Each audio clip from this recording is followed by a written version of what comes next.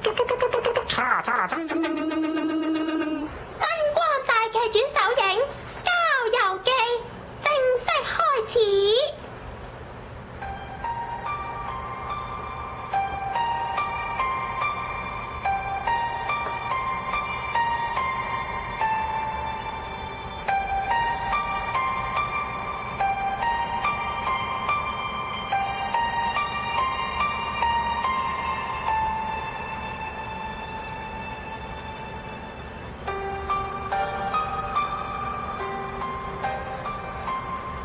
咦，等我睇下我手上面嗰本真經先。原來係關於第一類塑膠嘅喎。第一類塑膠最常見嘅例子係飲品樽。朱唔晒，你嗰本呢？我係朱唔晒，唔晒嘢個晒，唔係朱唔晒。我手上嗰本係關於第二類塑膠嘅例子，包括洗潔精同洗頭水嘅膠樽、沙珍式。你嗰本呢？我嗰本係關於第三類塑膠嘅。第三類塑膠嘅常見例子包括信用卡同埋雨褸等等。師傅，你嗰本呢？我手上嗰本係關於第四類塑膠嘅。第四類塑膠嘅例子包括咗保鮮紙啦，同埋背心膠袋。咦，仲有3本呢？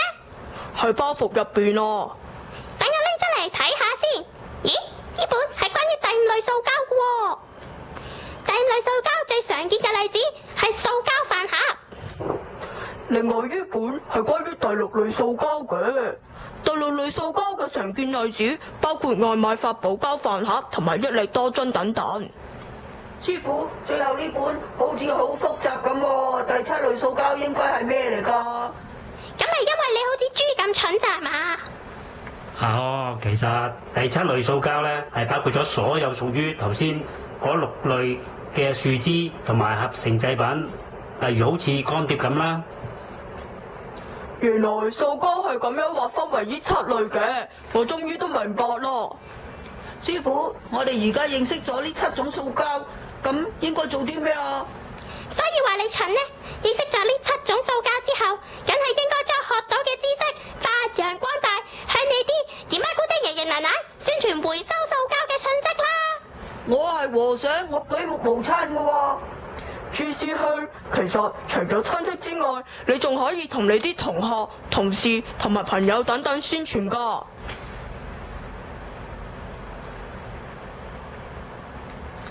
冇錯，我哋要將回收信息傳揚開去，只要我哋每個人都為環保出一分力，世界一定會更加美好嘅。